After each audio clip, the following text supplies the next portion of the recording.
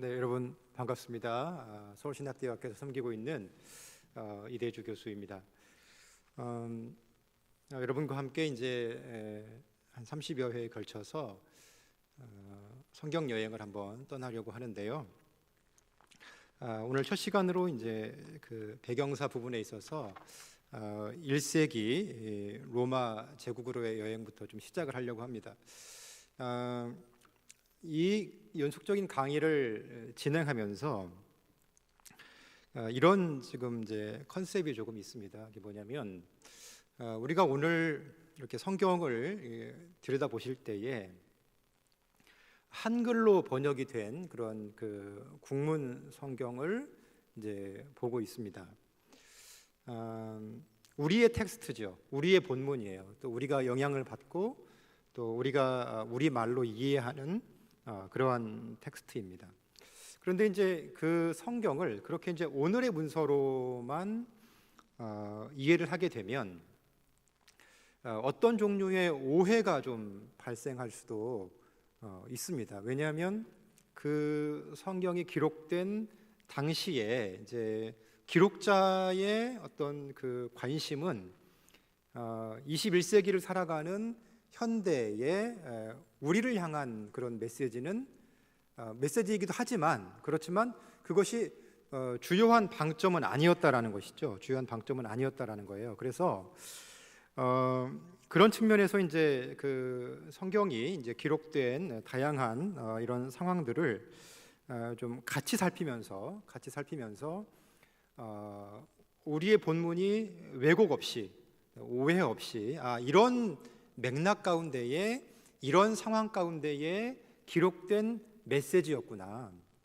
이것이 이런 맥락과 이런 상황 가운데에 기록된 메시지였고 오늘 우리가 이 성경을 아주 올바른 시선으로 바라보기 위해서는 이 한글로 번역된 이 국문 성경의 그 액면 자체를 보기도 하지만은 그 근저에 깔려 있는 이러한 배경들과 메시지의 원래 의도와 이런 것들을 조금 고려해서 같이 봐야 되는 거구나. 이런 인식을 좀 심어주기 위한 그런 의도를 가지고 있습니다.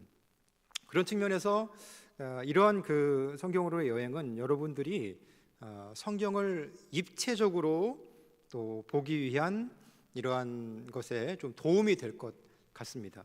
그 당시의 역사적인 상황, 또 이 유대 사회와 로마 제국의 어떤 상황들, 공동체의 어떤 문제들, 이런 것들 속에서 구성된 이런 그 일련의 문서들이 그 문서들이 훼손되지 않고 오늘의 우리에게까지 왔는데 이것을 바라볼 때에 이것을 이제 오늘 나에게 주어진 이 단순한 텍스트가 아니라 그런 어떤 깊은 뿌리를 가지고 있는 문서가 2000년을 지나면서 혹은 이제 구약성서 같은 경우는 훨씬 더 많은 시간을 지나면서 우리에게까지 왔구나.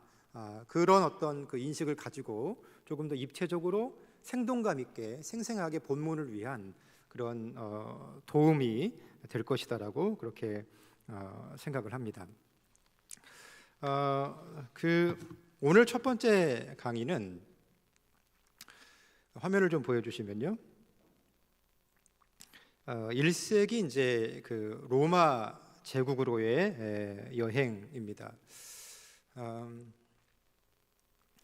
1세기 이제 우리 신약성서들이 이제 대부분 시작된 것이 1세기 중반부터 1세기 후반까지 기록이 되어 있습니다. 그러니까 지금 이제 성경에는 제일 먼저 나와 있는 책이 무슨 책이냐면 마태복음이죠.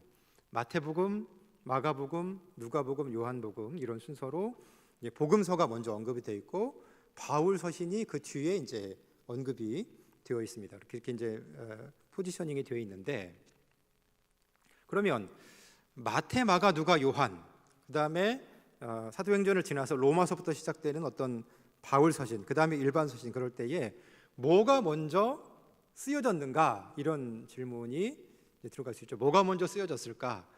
마태복음이 제일 먼저 있으니까 마태복음이 먼저 쓰여진 것인가? 순서대로 이렇게 기록이 된 것인가? 이렇게 생각할 수 있어요. 그런데 그런 성서의 배열과는 별개로 제일 먼저 쓰여진 것은 바울 서신입니다. 바울 서신이 복음서보다 먼저 쓰여진 것이에요. 바울 서신이 복음서보다 먼저 쓰여진 것이죠. 그렇지만 이제 복음서가 이제 그 신약 성서의 아주 독특한 문학 장르, 그러니까 예수의 일생과 메시지에 대한 어떤 이야기의 형식을 가진, 스토리텔링의 형식을 가진 그런 구성으로서 아주 독특한 문학 양식인데, 그것이 이제 일단 먼저 포진을 해 있지만 그것이 먼저 쓰여진 것은 아니고 바울 서신이 가장 먼저 쓰여진 것입니다. 그러니까 이 바울의 생전에 마태복음을 읽어봤을까요? 못 읽어봤을까요?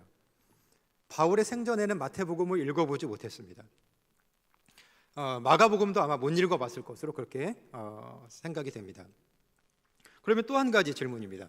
마태, 마가, 누가, 요한 이렇게 이제 복음서가 기록이 돼 있는데, 그러면 왜 마태복음서가 제일 먼저 들어와 있는가? 제일 먼저 쓰여졌기 때문에 맨 앞자리에 와 있을까요? 그것은 또 아닙니다. 죄송합니다. 제일 먼저 쓰여진 것은 마태복음서가 아니라 마가복음서예요. 마가복음서가 1번으로 쓰여졌습니다. 그리고 놀라운 것은 이 마가복음서의 이제 내용을 기초로 해서 보시다 보면 마태복음서에도 그리고 누가복음서에도 마가복음서의 내용과 유사한 내용이 들어있는 것을 발견하게 됩니다. 그러시죠. 성경 읽으시다 보면 이제 성경 안에도 이렇게 어떤 단락이 있으면은 같은 본문이 어디에 있다 이렇게 표기가 되어 있는 성경들이 있습니다. 우리는 그걸 이제 병행 본문이라고 혹은 평행 본문이라고 그러는데, 마가복음서에 있는 내용들이 마태와 또 누가복음서에 같이 들어 있습니다. 이게 어떻게 가능한 것일까? 지금까지 어떤 그 신학적인 연구와 합의에 따르면 마가복음서의 본문을 마태와 누가가 참고했던 것으로 그렇게 여겨집니다. 그러니까 마태가 마태복음서를 저작할 당시에 마가복음서가 있었던 거예요. 마가복음서가 있었어요. 누가가 누가복음서를 저작할 당시에 마가복음서가 있었어요. 이미 이제 이 1세기 교회 사이에 회람이 되고 있었던 것이죠. 이렇게 돌려가면서 이렇게 필사한 책으로서 이것이 예수에 관한 이야기집으로서 보여졌던 것이죠. 이미 이제 그것을 갖고 있었던 것으로 그렇게 보여집니다. 그러니까 우리가 이제 이 기독교 역사 이렇게 살펴보면 복음서라는 독특한 문학 장르가 있는데, 이것이 마가복음서가 제일 먼저 쓰여졌고, 이것을 마태복음서를 쓴 사람도 봤고 누가복음서를 쓴 교회와 공동체도 이 마가복음서를 보고 있었던 겁니다. 그런 거예요. 그래서 유사한 본문들을 이제 갖고 있는 것이죠. 그런데 이 마가복음서하고 누가의 본문들을 보면 다른 본문들도 있습니다. 그러니까 마가에 있는 내용이 전적으로 다 누가에 반영된 것은 아니고, 마가복음서에 있는 것이 다 전적으로 마태에 반영된 것은 아닙니다. 다른 부분이 존재하죠. 다른 부분이. 그러니까 마가복음서에 있는 부분도 있고 마태에만 있는 부분도 있습니다. 누가복음서에 이제 마가복음서에 있는 부분도 있고 누가에만 있는 부분들도 있습니다. 이것이 섞여 있어요. 이렇게 섞여 있죠. 그래서 마태나 누가에서 마가복음서를 가져다가 이렇게 쓴 본문은 이제 평행 본문이고요. 마태에만 있는 자료, 누가에만 있는 자료, 이거를 이제 신학적으로 뭐라고 명칭을 붙이냐면 마태에만 있는 특수한 자료다. 그래서 마태 특수 자료다 이렇게 명칭을 붙입니다. 누가에만 있는 특별한 자료다. 그러면 이걸 뭐라고 붙이겠습니까? 누가 특수 자료다 이렇게 이름을 붙이는 겁니다. 그러니까 마태복음서를 우리가 딱 읽을 때 어떻게 이제 관점으로 보여주냐면, 마가복음서를 마태가 가져와서 참조를 하고, 그리고 마태가 가지고 있는 다른 자료, 그러니까 예수님의 어록집이라고 불리우는 이른바 우리는 그걸 이제 Q 자료라고 그러는데, 그 어록집을 참고로 해서 그러니까 예수님에 대한 어떤 이야기집이 남아 있는 것이지요. 이거를 참고로 하고 마가복음서도 참고로 해서 이렇게 이제 독특한 형식으로 이제 구성이 되어 있는 것, 이것이 이제 마태의 것이고, 또 누가도 마가를 참고하고 예수의 어록집을 참고로 해서 그런 다른 내용들, 좀 특별히 강조하고 싶은 내용들을 발췌해서 이렇게 들어와 있는 것, 이것이 이제 누가복음서입니다. 그러니까 누가복음서에도 마태와 유사한 부분도 마가와 유사한 부분도 있고 다른 부분도 있고, 이런 층이 그 복음서 안에 들어와 있는 겁니다. 이런 질문을 또 던질 수 있어요. 그러면 이제 이 마태, 마가, 누가, 마태, 이런 부분들이 이제 서로 같은 이야기지만 동일한 부분도 있고요. 그러니까 동일한 어체로 단어까지 그대로 다 똑같이 쓴 게 있습니다. 단어까지 똑같이 쓴 것이 있는가 하면 단어를 변경시킨 것도 있어요. 그러니까 변경시켰다기보다는 좀 다른 용어를 사용한 부분들도 있습니다. 그러니까 서로 다른 부분이 있죠. 이거는 왜 그런 것일까? 그리고 이제 본문을 읽다 보면 이게 이제 본문에서 강조하고자 하는 부분이 보이잖아요. 근데 이제 마태의 강조점과 마가의 강조점과 누가의 강조점이 달라요. 다른 부분이 발생해요. 이것은 왜 그런 것인가? 이런 그 신약의 서신들을 이제 또는 이제 복음서들을 기록할 때에 대상을 생각한 겁니다. 이거를 이제 예를 들면 마가복음서를 썼다고 그럴 때에 혼자 기록하고 혼자 읽어서 보관하려고 쓴 것은 아닙니다. 그러니까 마가복음서를 쓴 주체가 있었다 그러면 이것을 누가 읽었으면 좋겠다라고 생각하고 그러한 어떤 그 공동체 혹은 교회, 이런 이제 대상이 있는 것이죠. 그런데 그런 그 마가복음서나 이런 복음서들을 산출한 이런 그 공동체들이 서로 시간적으로도 간극이 있고요. 그리고 장소적으로도 다릅니다. 그러니까 다른 교회예요. 우리 하적교회하고 다른 교회하고 이제 있다고 하면, 서울에 있는 교회라고 있다 그러면 이게 이제 지역적으로 성격이 다르죠. 그리고 시간적으로도 동시대에 쓰여진 것이 아니라 한 20년 정도의 간격을 갖고 있거든요. 마가하고 마태, 마가하고 누가는 한 20년 정도의 간격을 갖고 있어요. 그러니까 시간이 지금 2020년인데 한 2000년쯤 이렇게 쓰여진 문서가 돌아다니고 있었던 거예요. 그러니까 그런 어떤 시간적인 관점, 이런 것이 있기 때문에 무엇을 중심으로 이렇게 쓰여졌을까 했을 때에 어떤 그 공동체의 가장 관심 있는 부분, 공동체의 상황에 맞는 그러한 어떤 메시지, 이런 것들이 이제 특별히 강조되어서 각각의 특징을 그렇게 이제 형성하고 있는 겁니다. 그래서 마가, 마태, 누가, 이 세 개가 이제 비슷하죠. 유사한 부분들을 갖고 있죠. 그래서 이 세 개의 복음서를 뭐라고 부르냐면 공관 복음서라고 부릅니다. 같은 관점으로 쓰여졌다는 겁니다. 그럼 요한복음서는요? 요한복음서는 다른 전승을 또 갖고 있는 것이죠. 이제 이런 얘기를 드리는 것은 이제 복음서의 여행 때 더 깊이 이제 다루겠지만은 지금 이제 관점을 갖고 있는 건, 관심을 갖고 있는 건 그겁니다. 각각의 상황이 있다는 것이죠. 시대적인 상황이 있다는 겁니다. 지역적인 상황이 있다는 겁니다. 그런 분위기와 상황을 전제로 해서 성서라는 텍스트, 특별히 신약 성서가 그렇게 형성이 됐기 때문에 이러한 그 성서를 구성하고 있는 이런 배경을 이해하는 것은 이 성경이 이제 지금 우리가 들고 있는 성경, 이게 들고 있잖아요. 이것을 오늘의 텍스트로 우리가 이제 볼 수도 있지만은 그 당시의 텍스트를 이렇게 놓고 보면 이 성경이 막 살아 움직이기 시작하는 것이죠.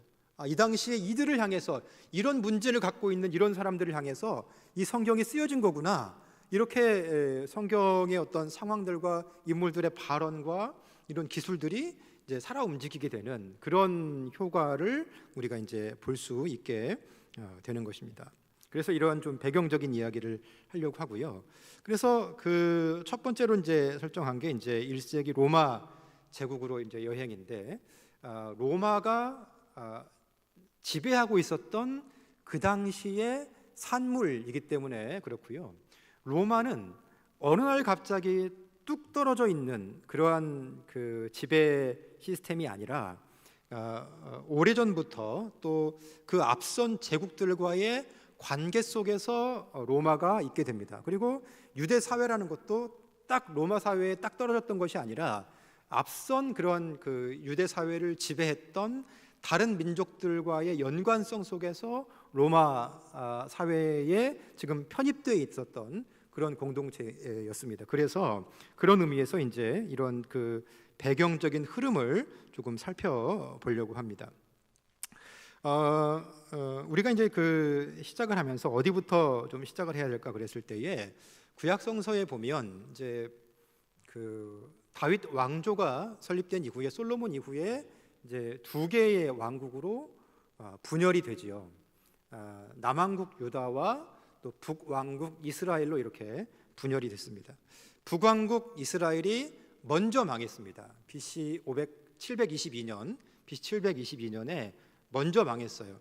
그러니까 어느 나라한테 망했냐면 아수르, 성경의 표현대로면 아수르, 세계사의 표현에서는 아시리아한테 망했습니다.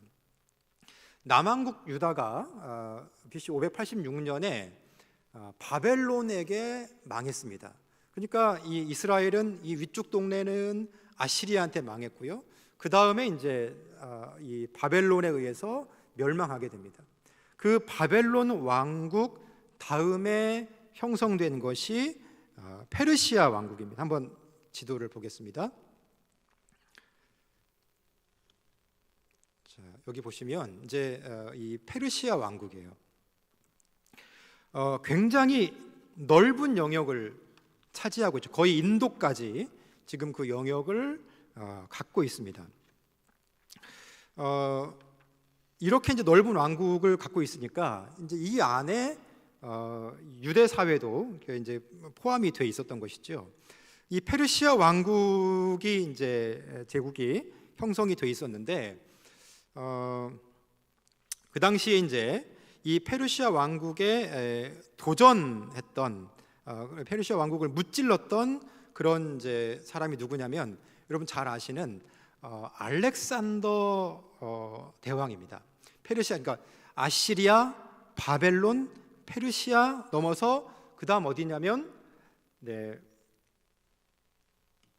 이 알렉산더 제국이에요. 알렉산더라는 이 젊은 청년 왕이 이 페르시아 지도하고 비교해 보면 페르시아 제국의 거의 대부분을 이 알렉산더 대왕이 점령을 했습니다. 그래서 이 소아시아를 비롯한 터키 지역, 그 다음에 인도까지 또 왼쪽으로는 그 이집트까지 그 세력을 이 알렉산더가 형성을 했습니다. 이 알렉산더에 의해서 형성된 그 문화가 바로 헬레니즘 문화고요. 신약 성서는 이 헬레니즘 문화의 영향을 받고 있습니다. 알렉산더 대왕은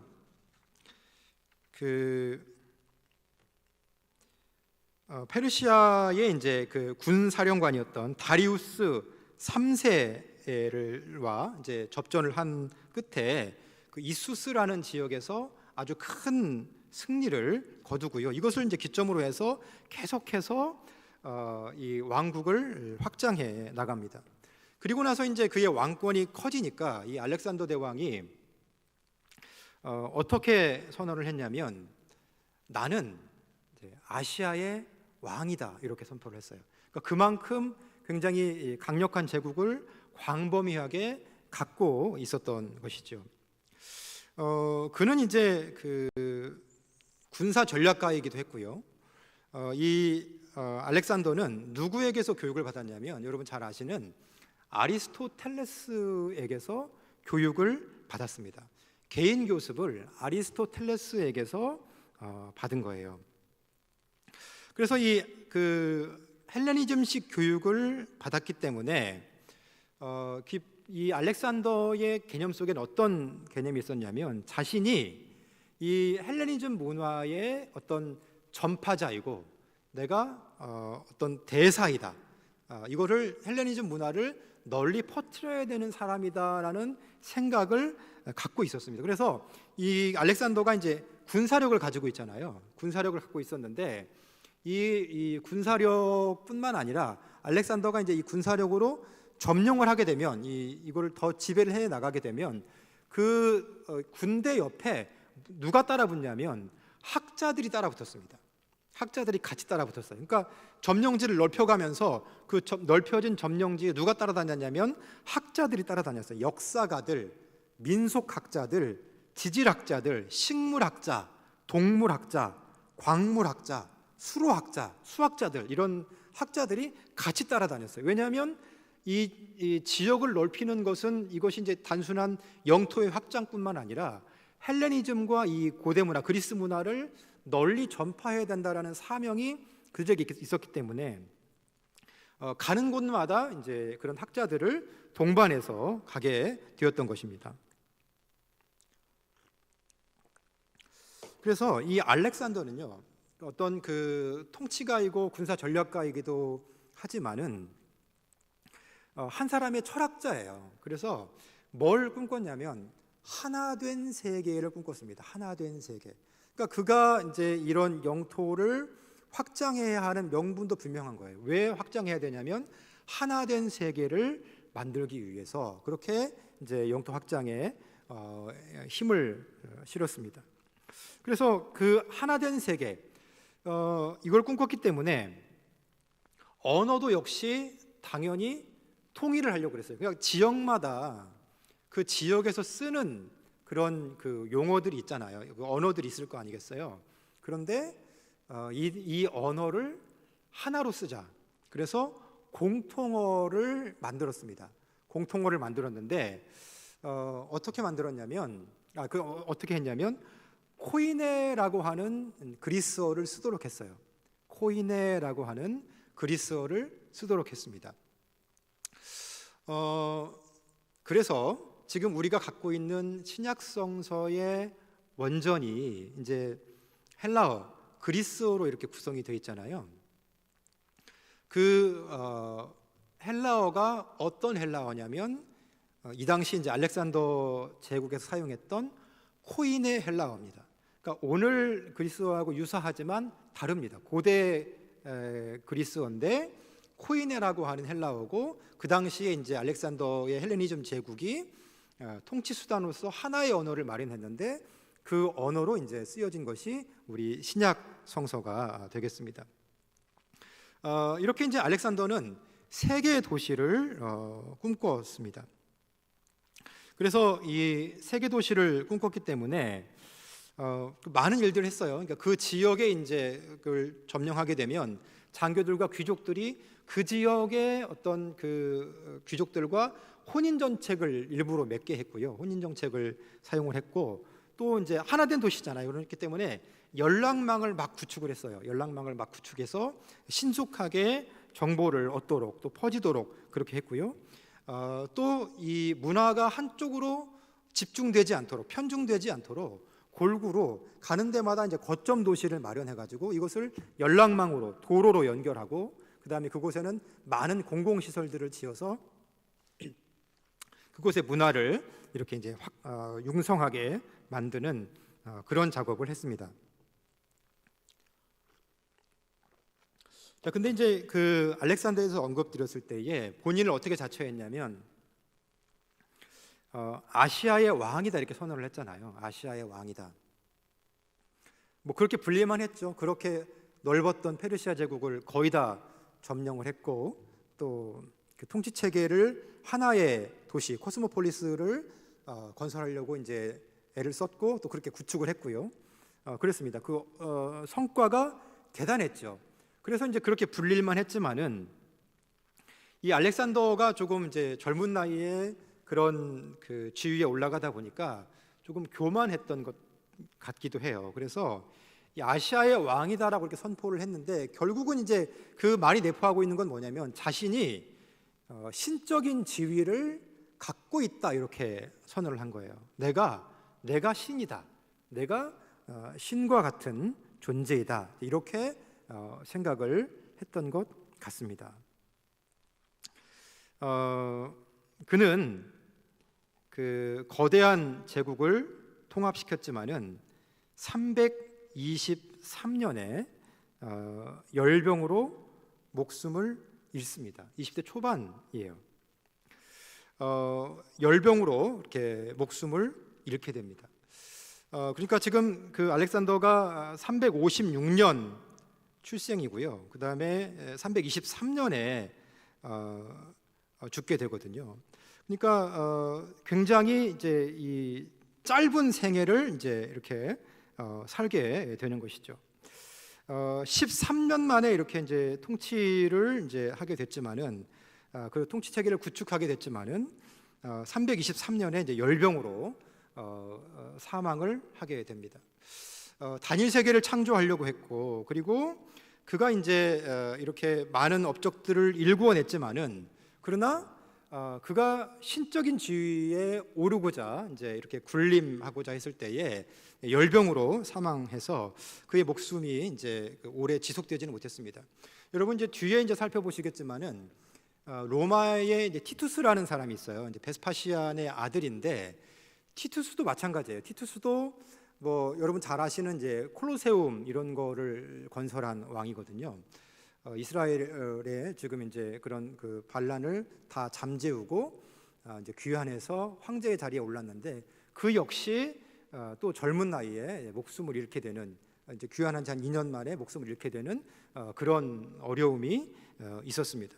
그러니까 이제 이런 그 역사의 흔적들을 통해서 보면 이 신약 성서의 배경이 이제 헬레니즘이라는 그러한 배경하에 이제 이런 그 문화가 지속되고 있고, 로마 자체도 이 헬레니즘 문화를 동경했기 때문에 문화적인 것은 거의 이제 수용을 하거든요.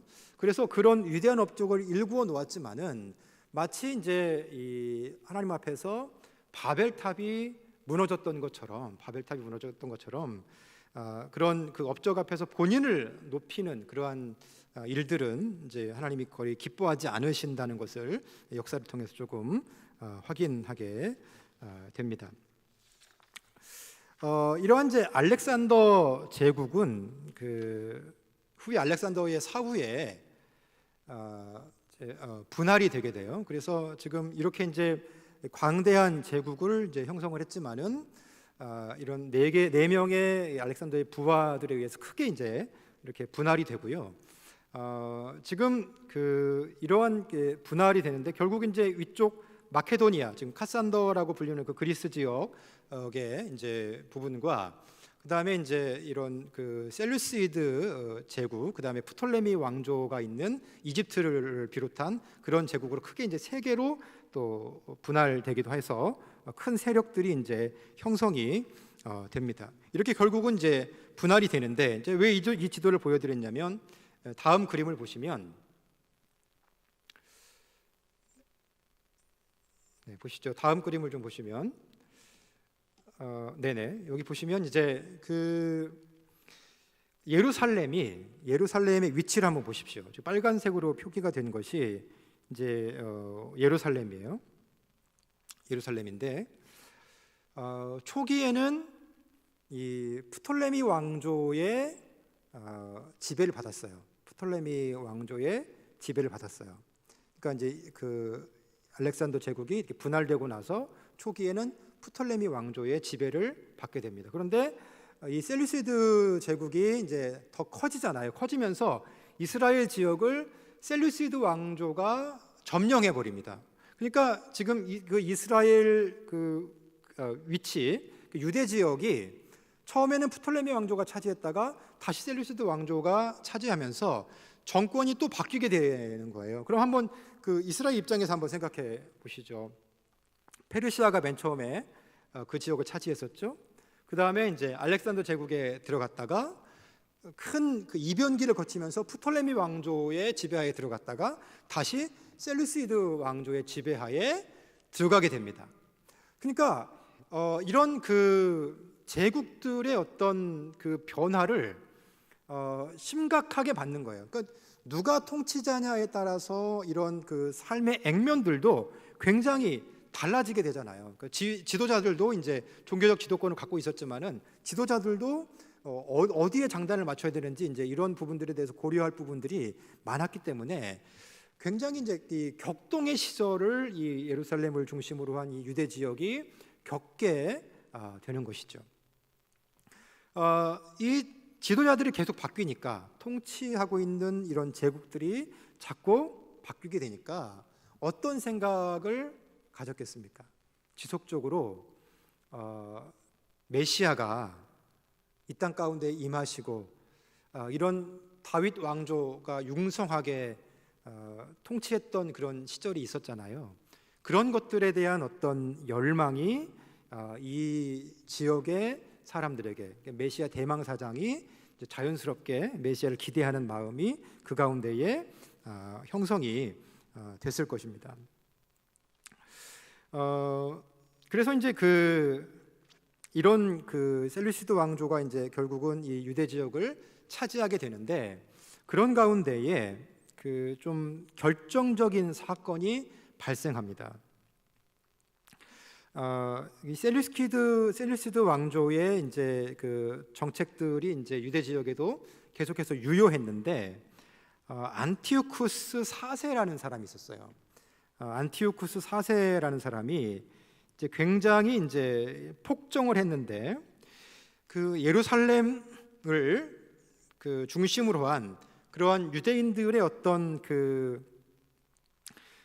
신앙적인 어떤 중심지라 그러면 아마도 예루살렘 성전일 거예요. 성전일 텐데 이 안티오쿠스 4세가 이러한 예루살렘 성전을 굉장히 이제 심각하게 모독하고 훼손하는 사건이 발생합니다. 그러니까 성전 중심의 신앙을 갖고 있는데 그들이 성전 중심의 신앙을 갖고 있고 명절 때마다 모이기도 하고 그런 신앙을 갖고 있는데 성전을 훼손하고 성전을 모독하고 하는 일이 있으니까 이거는 유대 민족에 대한 아주 극단적인 그러한 도전으로 이제 유대 민족이 그렇게 인식을 하게 됐다는 것이죠. 이 본문에 이러한 예루살렘에 있을 일들에 대해서 하나의 이제 다니엘서에 예언이 좀 나와 있어요. 한번 찾아보시면 여러분 계신 자리에서 한번 성경을 한번 찾아보십시오. 다니엘서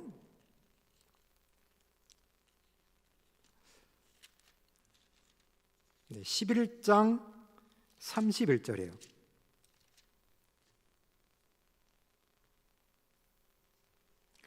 자, 이 167년에 있었던 일이거든요. 주전 167년에 있었던 일인데 이 일에 대한 하나님의 예언입니다. 다니엘의 예언이에요. 다니엘서 11장 31절을 이제 보시면 이렇게 이제 하나님이 예언하십니다. 군대는 그의 편에 서서 성소 곧 견고한 곳을 더럽히며 매일 드리는 제사를 폐하며 멸망하게 하는 가증한 것을 세울 것이며 이렇게 이제 다니엘을 통해서 예언하고 있죠. 그러니까 그 예언이 지금 다니엘에게 주신 예언이 주전 167년에 이 안티오쿠스 4세에 의해서 실현이 된 겁니다. 그러니까 예언한 대로 그렇게 이제 제사 드리는 예배 드리는 장소가 폐해졌고 우상에 가증한 것, 멸망에 가증한 것이 예루살렘 성전에 이방신이 세워져 버린 거예요. 이거를 이제 도저히 유대인들은 용납할 수가 없었어요. 그래서 이제 일어난 일이 뭐냐면 마카베오를 중심으로 한 그런 혁명이 일어납니다. 주전 167년부터 유대인들이 봉기를 막 시작했고요. 그래서 마카비 혁명을 일으켰고 그래서 형성된 왕조가 유대인들의 자치 왕조였던 하스몬 왕조라는 것이 이제 형성이 됐습니다. 이 167년에 이제 이렇게 시작된 이러한 반란은 이제 나중에 다음 시간에 이제 유대 역사에서 조금 살펴보실 텐데요. 주전 167년에 안티오쿠스 4세 셀루시드 왕조의 안티오쿠스 4세의 어떤 성전을 향한 도전으로부터 시작된 이 마카베오 혁명을 통한 하스몬 왕조가 한 100년 정도 지속이 됩니다. 그래서 주전 63년 로마에 의해서 이제 멸망을 당하게 되는 것이죠. 그때까지 한 1세기 정도 그렇게 역사를 가지고 그들이 자치권을 갖게 됩니다. 이 셀루시드 왕조에 대한 그러한 그 도전이었고요, 또 자치권을 형성하기 위한 그런 노력이었습니다. 이렇게 이제 그 유대를 통치하고 있는 지역이 이 셀루시드 왕조였는데 주전 한 그 735년부터 다른 쪽 이탈리아 쪽에서 하나의 세력이 성장하기 시작합니다. 아까 하스몬 왕조가 이제 안티오쿠 4세에 의해서 반란을 일으킨 게 몇 년이었다고요? 주전 167년이었는데 다른 쪽에서 그 세력을 키워가기 시작한 세력이 있었어요. 그게 뭐냐면 이제 로마인데요. 735년부터 시작을 합니다. 자, 한번 보시죠. 그 다음, 보시면 이제 로마의 역사인데요. 736년부터 이제 이 로물루스와 레무스에 의해서 이 로마가 이제 형성이 돼요. 둘은 형제예요. 로물루스와 레무스가 그 로마의 한 지역을 중심으로 팔라틴 원덕을 중심으로 해서 그 세력을 이제 형성해가기 시작했고, 둘 사이의 경쟁에서 로물루스와 레무스 중에 누가 정권을 잡았냐면 누가 잡았을까요? 이름을 가지고 추측해 보시면 로물루스와 레무스 중에서 로물루스가 정권을 잡게 됩니다. 로물루스가 이제 이 정권을 잡게 되고요. 735년부터 이제 시작해서 이 왕정이 시작이 됐죠. 근데 이제 그 로마라는 이제 나라가 이 로물루스에 의해서 형성이 됐고, 그 뒤로 이제 왕정이 이어지는데, 이 로물루스는 재위한 다음에 한 37년 만에 갑자기 사라져요. 갑자기 사라지는데, 이것을 이제 역사가들은 좀 분분하게 봅니다. 이제 뭐 암살로 보는 사람들도 있고요. 그 다음에 다른 기록은 뭐냐면 실종이라고 보는. 그래서 어떤 역사가들은 이것을 이제 기록할 때 하늘로 승천한 거다, 이제 이렇게 기록을 한 사람들도 있습니다. 이렇게 이제 왕정이 로마에 735년부터 시작이 됐습니다. 그 다음에 로마는 어떻게 됐냐면, 지금 우리가 봐왔던 것이 셀루키드 왕족 167년까지 지금 와 있는 거예요. 로마가 다른 쪽에서 시작하고 있는데, 첫 번째 그렇게 이제 왕정이 735년부터 이제 시작됐고, 주전 509년에는 공화정이 시작이 됐습니다. 공화정은 귀족들의 합의체죠. 귀족들의 합의체고요. 이 귀족들에 의해서 이제 합의된 상태로 이제 이런 나라를 이끌어가는 그러한 체제라고 볼 수 있습니다. 귀족 정치가 되겠죠. 이제 합의체이기 때문에 권력이 견제와 균형을 유지하려는 그러한 시도를 갖고 있습니다. 이 왕정 말고 공화정 시기에 로마가 급속하게 팽창을 합니다. 아주 급속하게 팽창을 하고요. 그러니까 이제 점점 그 세력을 로마가 넓혀가는 거예요. 그래서 이 세력의 확장은 결국 뭘 가져왔냐면, 로마에 가는 곳마다 로마는 이제 이 부를 축적을 했죠. 그리고 그 막대한 부가 이제 로마로 들어오게 되는 겁니다. 그래서 부가 축적이 되다 보니까 이 당시에 이제 로마가 굉장히 심각한 정치적 부패, 또 사회적 혼란, 이런 일들이 있었고요. 그렇습니다. 로마의 이제 한 가지, 로마를 생각하시면서 한 가지 이제 특징이 뭐냐면, 로마는 로마 사회는요, 가정을 중시합니다. 그러니까 가정이 통치 체제의 근간이에요. 아주 오랜 근간이에요. 가정이 통치 체제의 아주 오랜 근간이에요. 그래서 지금 이제 가정에서도 가부장, 그러니까 가정의 그 아버지, 또 뭐 할아버지, 이런 분들이 계시면 그분들을 중심으로 가정이 통제가 되는데, 이 시스템이 이제 로마의 이후에 벌어지는 황제정에 그대로 적용이 됩니다. 그래서 로마의 가정, 로마 사회에서는요, 이 아버지의 말에 무조건 순종해야 합니다. 부모의 말에 불순종을 하게 되면 이것은 불명예로 여겨졌고요. 만약에 이제 노예나 이런 사람들이 이 주인의 말에 이제 이렇게 대항을 하고 뭐 이탈을 하고 그런 식으로 이제 반역을 하게 되면 이거를 굉장히 심각한 문제로 여겨졌습니다. 근데 이 통치의 근거가 뭐냐면, 왜 우리가 같은 인간인데 가치 취급을 당하지 않고 아버지의 말을 들어야 하는가? 그 근거가 뭐냐면, 아버지가 자녀보다 높은 이성을 소유하고 있기 때문이라는 거예요. 높은 이성을 소유하고 있기 때문이라는 거예요. 아버지보다는 할아버지가 높은 이성을 소유하고 있기 때문에 아래의 하위 체계에 있는 사람들은 무조건 그 말을 들어야 한다라는 것이죠. 이런 그 통치 체계가 이제 이후에 벌어지는 로마의 황제정에 그대로 적용이 됩니다. 로마의 황제정이 적용이 돼서 왜 백성들은 로마 황제의 말을 따라야 하는가? 왜냐하면 그가 더 높은 이성을 가지고 있기 때문에 황제의 말에 따르고 순종해야 한다라는 것이죠. 그래서 이제 그런 부분을 이제 살펴보게 되면, 여러분, 그 기독교의 관점이 얼마나 이 로마의 통치 체제에 비해서 우월했는가를 좀 볼 수 있는데요. 여러분 보시면 이 서신서들이나 이런 거를 보시면 이런 표현 보실 거예요. 이제 헬라인이나 야만인이나 종이나 주인이나 남자나 여자나 공동체 안에서 평등하고 동일하다, 이런 표현들을 바울이 쓰고 있잖아요. 종하고 주인하고는 로마 통치 사회에서는 절대로 하나가 될 수 없습니다. 같은 공동체에 절대로 들어올 수 없고 절대적으로 순종하는 그런 주종관계가 분명해요. 그런데 지금 이제 바울을 통한 서신들을 보게 되면 이것이 이제 평등한 관계로 이렇게 놓잖아요. 그러니까 이 그리스도의 복음이라는 것이 얼마나 대단한 것이었는가를 우리가 알 수 있고요.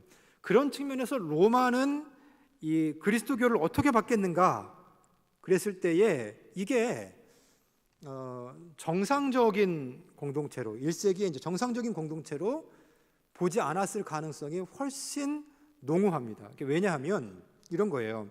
지금 이제 이걸 마저 하고 한번 더 진행을 할게요. 다음 화면을 잠깐 보여주시면, 여기 보세요. 이 앞에 거, 네. 주전 27년에 이제 어떤 일이 벌어지냐면, 지금 이제 로마의 그 강력한 지도자들 있잖아요. 이 전에 보시면, 네, 보시면 이제 그 폼페이나 또 시저나, 여러분 잘 아시는 시저나, 안토니우스, 옥타비우스, 이런 로마의 통치자들이 이제 원로 체제하에서 이렇게 존재를 했었는데, 안토니우스하고 옥타비아누스하고는 서로 이제 경쟁자였습니다. 같은 시대를 살아가는 둘 사이의 경쟁자였는데 이 둘이 이제 맞붙었어요. 옥타비아누스는 로마 서쪽에 있었고, 안토니우스는 이제 로마 동쪽에 이런 그 이집트를 비롯한 그 지역을 차지하면서 세력을 분할하고 있었는데, 이 둘이 맞붙은 데가 어디냐면, 이 다음 그림 보시면 이 악티움이라는 거예요. 이쪽 왼쪽에는 이제 로마고 이제 그 아래쪽에는 이제 이집트가 있는데, 이 둘이 이제 이 세력이 충돌을 한 데가 악티움이라는 데요. 이 악티움 해전에서 누가 이기냐면 옥타비아누스가 절대적으로 이제 압승을 하게 됩니다. 그러니까 막강한 권력을 그 뒤로 이제 갖게 되는 거고요. 그 이후에 악티움 해전의 승리 이후에, 그다음 한번 보여주시면, 악티움 해전 이후에 주전 27년에 이 옥타비아누스가 이제 공화정을 마무리하고 주전 27년에 드디어 황제의 자리에 즉위를 하게 됩니다. 그러면서 원로원으로부터 지존자 아우구스투스, 성경에 나오는 용어죠. 아우구스투스라는 칭호를 받게 돼요. 그리고 1인자 프린셉스라는 칭호를 받게 돼요.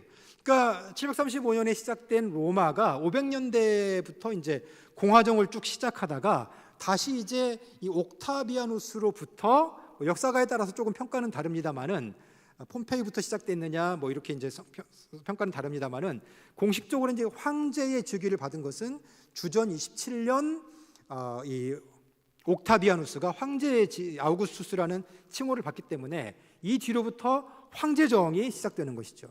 이 황제정의 기간 동안에 이제 조금 전에 언급드렸듯이 이런 그 가부장적인 시스템이 그대로 이제 로마 통치 체제 아래에 들어와 있는 거예요. 그러니까 이 옥타비아누스가 언제까지 이제 통치를 하게 되냐면 주후 14년까지 통치를 합니다. 주후 14년까지 아우구스투스가 통치를 하게 되는데 예수님의 탄생이 이 옥타비아누스의 통치 기간 동안에 예수님이 탄생을 하신 것이죠. 그리고 이 옥타비아누스의 뒤를 잇는 이 많은 황제들이 나오는데 티베리우스 황제가 14년부터 37년까지 그렇게 이제 통치를 합니다.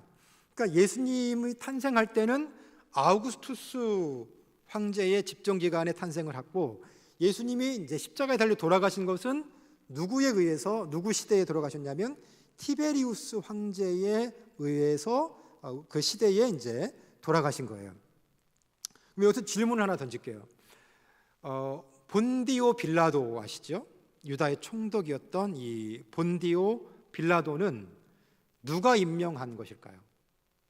추측을 해보시면 티베리우스 황제가 임명한 총독이었던 것이죠. 티베리우스 황제는 좀 14년부터 37년까지 이제 통치를 했는데 좀 방탕한 삶을 살았습니다. 방탕한 삶을 살았고요. 이 카프리라는 그런 섬에 들어가 가지고 혼자 이제 이렇게 좀 살면서 방탕한 생활을 했어요. 그래서 이런 그 어떤 그 황제의 어떤 그 방탕함과 자유분방함과 이런 영향력이 이런 그 곳곳에 이제 통치자들, 지역 통치자들에게까지 그렇게 좀 영향을 미친 것이 아닌가 이런 그 생각을 하게 되고요.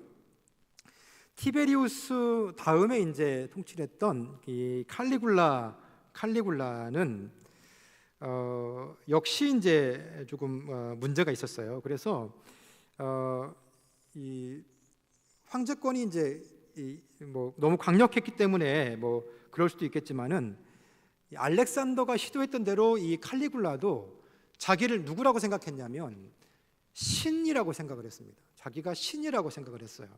오래 갔을까요? 못 갔을까요? 당연히 오래 가지 못했죠. 칼리굴라도 이제 그랬고요. 그 행한 행동들을 이렇게 보게 되면 자신이 사랑하는 말이 있었거든요. 말에게도 집정관의 칭호를 줍니다. 얘가 말이 통치자라는 거예요. 말이 집정관이다. 이런 그 집정관의 칭호를 주게 됩니다. 결국 이 사람이 어떻게 그 생을 마감하게 되냐면 이 근위병에 의해서 암살을 당해서 생을 마감하게 됩니다. 클라우디우스가 있는데요. 이 클라우디우스는 주후 41년부터 54년 사이에 이제 집정을 했는데 이 클라우디우스 황제 때에 그 벌어졌던 일이 뭐냐면 AD 49년에 유대인들이 이제 로마에서 소동을 일으켰어요. 어떤 소동을 일으켰냐면 유대교 유대인들과 그리스도교 유대인들 사이에 싸움이 붙었어요. 싸움이 붙어가지고 이렇게 이제 굉장히 큰 소동을 일으켰는데 이 유대인들에 대한 추방령을 내리게 됩니다. 유대인들 전부 다 로마 밖으로 나가 이렇게 추방령을 내리게 돼요. 그래서 여러분 여기서 이제 성경의 한 맥락을 우리가 보게 되는데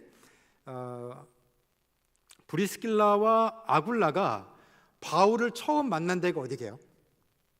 고린도에서 처음 만나거든요. 바울을 이 그리스 지역의 맨 끝에 부분에 있는 고린도라는 지역에서 바울을 처음 만나게 되는데 브리스길라와 아굴라는 로마에 있었던 사람들입니다. 특별히 이제 그 브리스가 같은 경우는 아마도 이제 그 로마의 명문가 출신이었던 것으로 그렇게 추정이 돼요. 근데 이제 유대인이었던 이 아굴라를 만나게 돼서 이제 이 가정을 이룬 것이죠. 근데 왜 그들이 고린도에 왔는가? 성경의 기록에 따르면 이 클라우디우스 황제의 로마 추방령 때문에 그렇게 고린도에 온 것으로 그렇게 이제 됩니다. 여기까지 하고 이제 아까 했던 맥락을 다시 한번 이어갈게요. 이렇게 이제 황제정이 아우구스투스, 티베리우스, 칼리굴라, 클라우디우스, 벌써 이제 그 이 시대에 이르면 예수님의 사후에 초기 교회들이 막 형성되기 시작했던 때예요. 초기 교회들이 막 형성되기 시작했던 때예요. 바울의 서신서들도 이제 시작이 됐어요. 50년대부터 바울의 서신서가 이제 쓰여지기 시작했으니까 이 클라우디우스 황제의 통치 즈음에는 바울의 서신들이 막 쓰여졌고 교회들이 막 설립이 됐던 그런 때였어요. 자, 그런데 지금 아까 언급됐듯이 이제 로마의 통치 체계가 가부장적 중심의 이 통치 체계라고 그랬잖아요. 그러니까 이 아버지의 어떤 권위가 그대로 이제 이 가족들에게 발현되듯이 황제의 통치 권위가 백성들에게 그대로 이제 적용이 되는 그 시대에 그리스도교의 사상이 그걸 뛰어넘었어요. 종이든지 간에 주인이든지 간에 헬라인이든지 간에 야만인이든지 간에 이것이 그리스도 안에서 하나이고 형제요 자매다라는 그러한 사상을 그리스도교는 갖고 있었던 것이죠. 뿐만 아니에요. 이런 측면도 있어요. 뭐냐면 로마가 이제 이렇게 다양한 세계를 점령해 가면서 유대 사회도 이제 그 점령을 했잖아요. 하스몬 왕조를 무너뜨리고 이제 유대 사회도 접수를 했는데 로마의 한 가지 방식은 어떤 방식이냐면 그 지역을 이제 생각하면 점령을 하게 될 때에 그 지역을 점령하긴 하지만 이런 관념을 갖고 있습니다. 하나의 관념은 뭐냐면 그 지역에는 그 지역에 신이 있다, 이렇게 생각을 한 겁니다. 그러니까 유대 지역에는 유대의 신이 있다, 이렇게 생각을 한 거예요. 그러니까 유대 지역에 누가 있지요?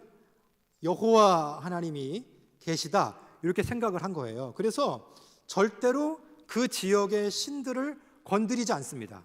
그 지역의 신들을 건드리지 않아요. 그래서 지금 이제 복음서에도 등장하는 걸 보면 제사장이 제 역할을 감당하면서 등장하지요. 사내들인 공회회도 그대로 모이면서 그 역할을 감당하지요. 그리고 그 로마와의 관계 속에서 막 빌라도에게 청원도 하고 막 그런 일들을 하죠. 그러니까 유대 사회의 종교적 권한이 그대로 살아 있는 거예요. 존중되는 것이죠. 그런데 보세요. 그러면 그 지역의 종교라고 하면 어떤 특징을 가져야 하냐면 신전이 있어야 돼요. 신전이 있어야 합니다. 신전이 있어야 하고 그 다음에 그 신전 중심으로 성직자들이 있어야 돼요. 성직자들이 있어야 돼요. 그러니까 유대 사회에는 유대교회 예루살렘 성전도 있었고 제사장들도 있었습니다. 대제사장도 있었고 일반 제사장들도 있었고 레위인도 있었고 다 있었어요. 그러니까 인정하는 종교였어요.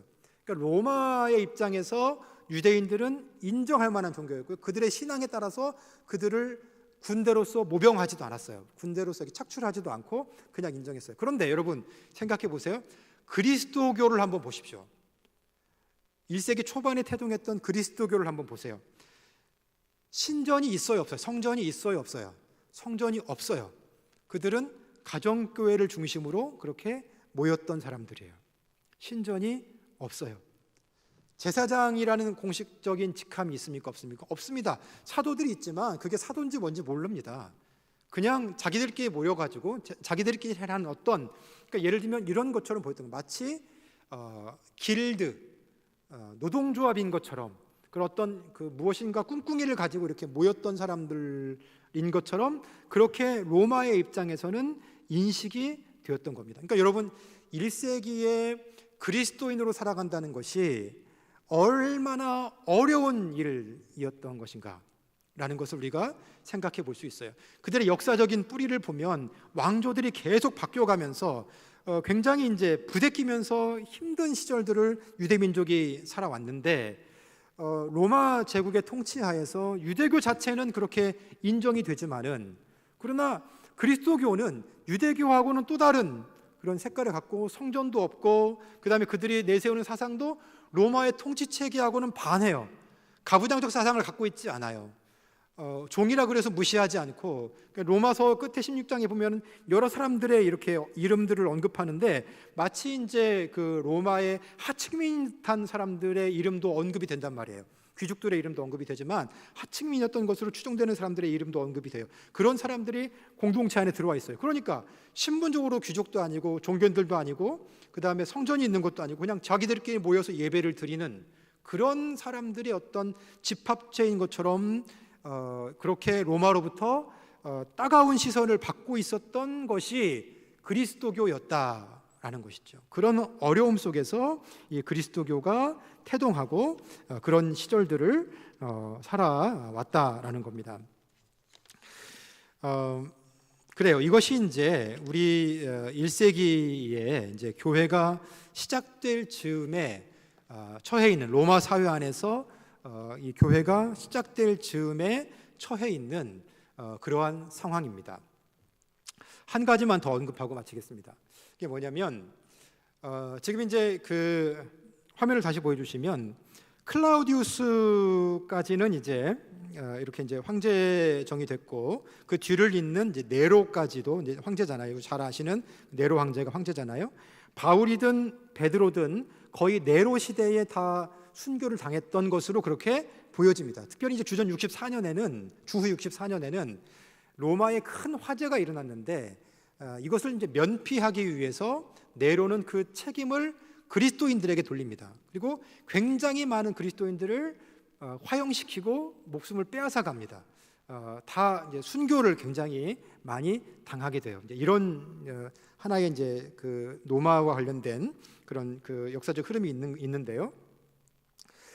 그 당시에 이제 로마가 그랬고 유대 사회는 어땠는가? 유대 사회는 조금 다른 이제 그 상황 가운데 있었죠. 유대 사회는 주후 69년에 이제 반란이 일어났어요. 반란이 일어났는데 유대교에 이제 반란이 일어났는데요. 이 반란을 통제하기 위해서 이제 급파했던 사령관이 바로 이제 이 베스파시안이라는 사람입니다. 지금 황제로 즉위했죠. 네로의 사후에 네로와 인척 관계는 아니에요. 그런데 베스파시안이라는 이제 그 사람이 이제 사령관으로 이제 이렇게 파송이 됐는데 그 아들 티투스와 함께 지금 베스파시안의 아들이 티투스잖아요. 이 티투스와 함께 이제 이렇게 유대에 급파가 됐고요. 베스파시안이 네로의 사후에 급하게 이제 로마로 복귀를 해서 황제에 즉위를 했고 티투스가 남아서 이 다음 시간에 더 자세히 얘기를 하겠습니다만은 이 유다 지역을 예루살렘을 완전히 함락시켜 버립니다.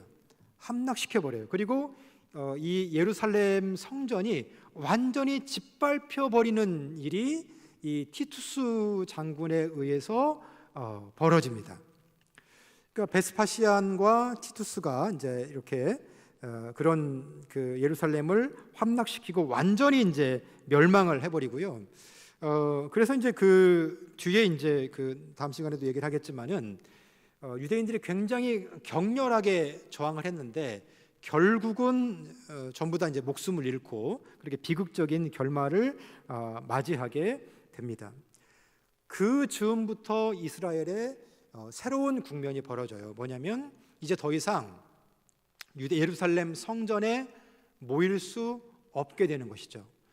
그 예루살렘 성전이 다시 한번 완전히 무너졌어요. 주전 167년에 그렇게 짓밟혔던 것처럼 안티오쿠스 4세에 의해서 셀루시드 왕조의 안티오쿠스 4세에 의해서 짓밟혔던 것처럼 베스파시안과 티투스에 의해서 완전히 다시 한번 주후 70년에 예루살렘이 다시 한번 완전히 짓밟혀요. 그리고 나서 지금 새로운 국면이 이제 벌어지게 되는데 유대인들도 그들의 신앙의 중심이 어디냐면 예루살렘 성전인데 그 성전이 무너졌단 말이에요. 그럼 어떻게 신앙적인 돌파구를 찾아야 할까? 이런 그 문제에 직면을 하게 되고요. 그리스도인들도 역시 이제 유대교의 뿌리를 두고 있는데 그들도 이제 예루살렘에 더 이상 머무를 수 없게 되고 어디에선가 다시 이제 어떤 그 신앙적인 활동을 해야 하는데 그 상황 속에서 어떻게 대처해야 되는가, 이런 문제들이 발생하게 됩니다. 그래서 우리가 지금 이제 그 시점 가운데에 있었던 일들이 뭐냐면, 기록된 것이 그 시점부터, 그러니까 예루살렘 함락의 시점 즈음부터 이렇게 이제 초기 기독교가 정착되어가는 과정에 쓰여진 것이 뭐냐면 복음서들이에요. 그러니까 바울의 서신들이 60년대 중반까지 이렇게 쓰여졌다 그러면, 그러니까 이미 형성된 그런 공동체들 가운데에 이제 이렇게 서신을 보내면서 바울이 기록을 한 것이라고 한다면, 예루살렘의 완전한 멸망 이후에 교회가 교회로서 자리 잡아가면서 쓰여진 그러한 그 문학 장르가 이제 이 복음서가 되겠어요. 그러니까 여러분, 그 신앙적인 터전이 완전히 훼손된 겁니다. 예루살렘의 멸망과 함께 완전히 훼손됐는데, 그러한 그 여러 가지 위기들을 극복하면서 또 그 가운데에 또 예수님의 말씀들을 또 생각해가면서 교회의 활로를 찾기 위해서 좀 쓰여진 것들이 이제 이런 복음서가 되겠고요.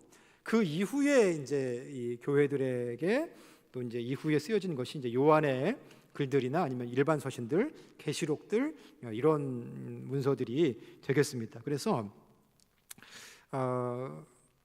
이런 이제 그 왕국들의 이번 시간에는 이런 그 유대 사회를 중심으로 그 통치했던 제국들의 흐름과 또 로마 사회의 어떤 그 가부장적인 특징, 그리고 황제정 시대와 아울러서 맞물리는 이 복음서들과 또한 이 바울의 서신들과 또 이런 일반 서신들과 이런 것들의 어떤 그 시대적인 위치를 한번 잡아봤습니다. 혼란스러울 수도 있는데요. 이제 이렇게 더 세부적으로 들어가면서 그 시대들을 더 잡아갈 수 있고 그 상황들을 더 긴밀하게 찾아볼 수 있을 것이다라고 그렇게 생각이 됩니다.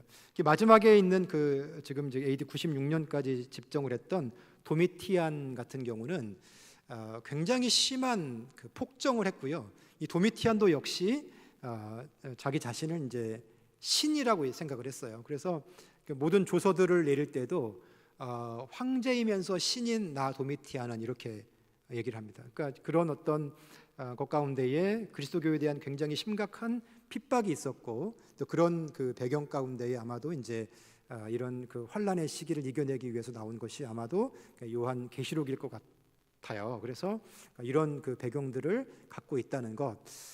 오늘 이제 대략적으로 살펴봤지만은 이런 큰 흐름 속에서 신약 성서가 위치해 있다, 이런 것을 인지하시고요.